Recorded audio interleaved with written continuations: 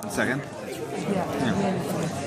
It's recording. Is it? Okay. But now let's put it down. Be I careful gotta what put you it touch. down. I gotta put it down. Is it recording right now? Right now it is. See, it says record. Yeah, raise your hand.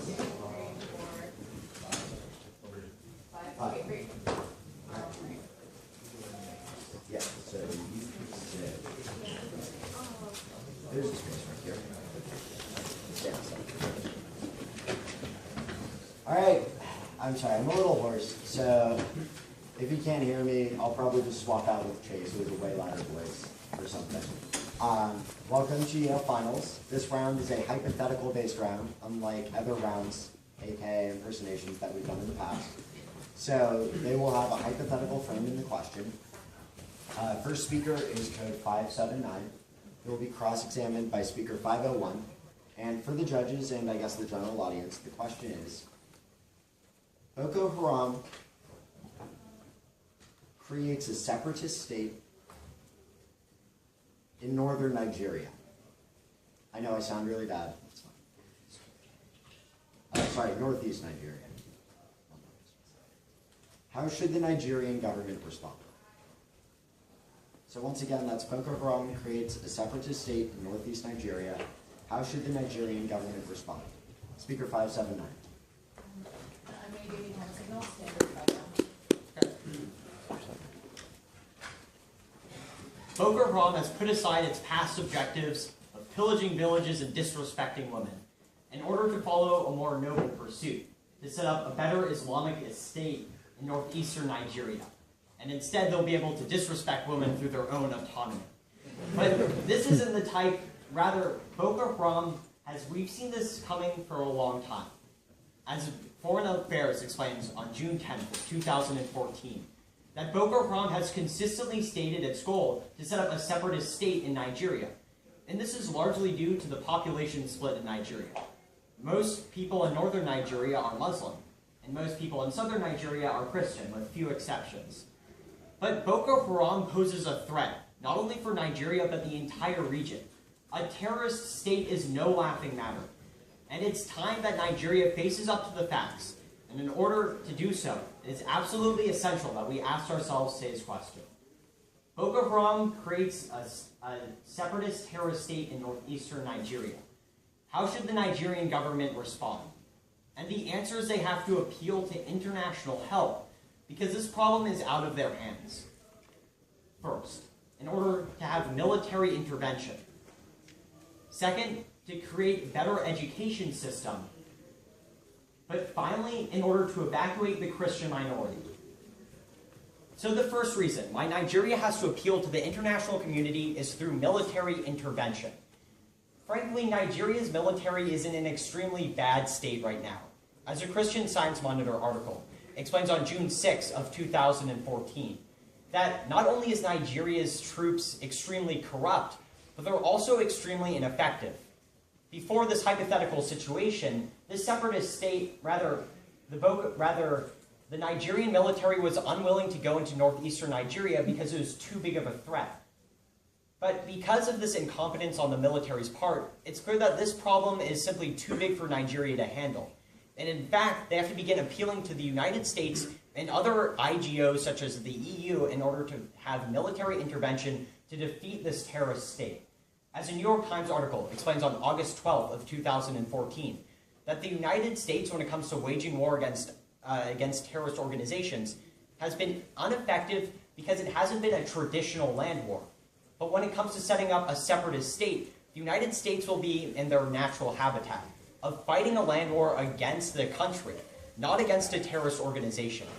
And it's because military intervention would be so effective in Nigeria, and also because Nigeria's military is simply incompetent to handle this problem, that the United States, that Nigeria needs to appeal to the international community for military intervention. And by doing so, it's clear that the international community will set an extremely good precedent of stopping terrorist states before the threat spreads out of control. The second reason why Nigeria has to appeal to the international community is in order to set up a better education system. Sadly, Nigeria, despite economic growth, hasn't necessarily been focusing on its education system. In fact, as the Council on Foreign Relations article explains on September 5th of 2014, that Nigeria is in the bottom 3 countries when it comes to proportioning their average GDP to education spending. It is less than 1%. The problem arises when these terrorist groups thrive off of an uneducated populace. And the Nigerian government simply doesn't have necessary funds in order to begin investing in education. As a foreign policy article explains on July 11th of 2014, that the most effective way that the international community could combat terrorism in Nigeria and combat Boko Haram is investing in education in order to educate the populace. And by doing so, it's clear that the international community, by educating the people, will take away a key recruitment for Boko Haram. This means that Boko Haram loses a lot of its supporters, but when it comes to contrasting the separatist state in northeastern Nigeria to southern Nigeria, it's clear that the southern part of Nigeria is setting up for good long-term economic growth, which further heightens the difference between a state that follows rational policies and a terrorist state. But the third and final reason why Nigeria has to appeal to the international community is to evacuate the Christian minorities. Boko Haram has been terrorizing Christian minorities in northeastern Nigeria. And sadly, it's atrocious. As that same Foreign Affairs article explains on June 10th of 2014, that they've pillaged Christian villages all across northeastern Nigeria. And the fact of the matter is that the Nigerian government is unable to respond. But this is where the international community's funds come in. The international community has a large wealth of funds in order to begin evacuating them out based on humanitarian needs. As a Washington Post article explains on May 20th of 2014, that the United Nations has devoted itself to these humanitarian needs. And because they see the Christian minority as such a threat due to this pure Islamic state, it's clear that they will be forced to help out Nigeria, and rather they'll be inclined to. And by doing so, they set a very good precedent for future states, stating that if you try to commit genocide on your own people, the international community will be there to stop you. So because the prospect of a terrorist threat in Nigeria is real and dangerous, it was absolutely essential that we asked ourselves today's question. Boko Haram creates a separatist terrorist state in northeastern Nigeria. How should Nigeria react? And the answer is they have to appeal to international support because this problem has grown too far out of their hands. First, in order to have military intervention. Second, to increase the education of Nigeria. But finally, in order to evacuate the Christian minority. So while Boko Haram might be a terrible organization, it's clear that they aren't far from creating their own separatist state. And if this does happen, the international community must respond. And by doing so, they set a good precedent for future terrorist states in the future.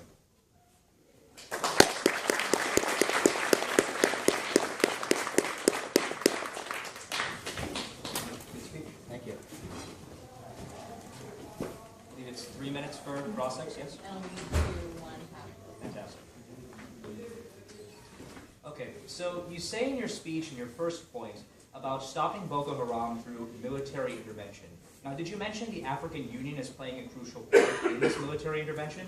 Well, the African Union's resources are really spread quite too thin. With the Ebola outbreak or Al-Shabaab in the Central African Republic, it's clear that the African Union, whose revenue is only around $547 million every 3 years, doesn't have the resources that other IGOs such as the European Union or the United States have. All right, that's interesting. You gave another point. You talked specifically about getting the United States involved in military intervention when it comes to a potential Boko Haram separatist state. What other countries would we seek out to create effective multilateralism to stop a Boko Haram separatist state? Well, this is extremely interesting because it draws a parallel to what's currently happening in the Middle East with ISIS. The United States created a coalition of Arab countries and European countries in order to confront a terrorist state. They could do the same thing when it comes to northeastern Nigeria. All right. Boko Haram's name rather straightforwardly and oddly translates into Western education is bad, correct? Sin, yes. Yeah. So your point about investing in Nigeria's education Where exactly is this money coming from? I mean, you don't really give any specifics. Are they World Bank loans? Are they development through IGOs or NGOs? Well, development aid would be one option for the international community, but they have to take a stance on education in order to decrease terrorist recruitment in Nigeria. All right. According to a foreign policy article from earlier this year, there's a long history of terrorist states having a failed history of sustaining themselves. Take example, Al-Qaeda in the Islamic Maghreb, Al-Qaeda in the Arabian Peninsula. Why are any of these measures needed, like military intervention, when a Boko Haram separatist state would potentially flounder within a month? Well, the separatist state poses a danger in and of itself. If the international community doesn't respond to a separatist state through military intervention, this opens up the door for other terrorist organizations to do a similar, to create their own separatist state. All right, thank you. Thank you.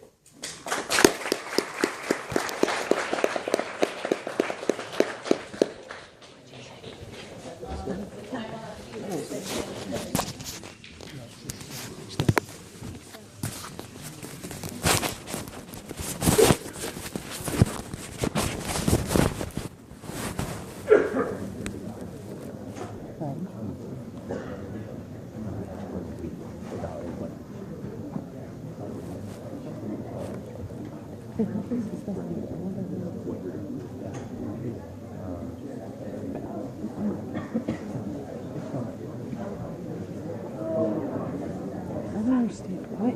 Yeah. That was good, but I don't. Was he supposed? That was. You guys didn't understand any. Oh, I did. We understood it. I just don't know like how it's I haven't seen too much of him yet, so I don't know. Do you think that was good? Yes.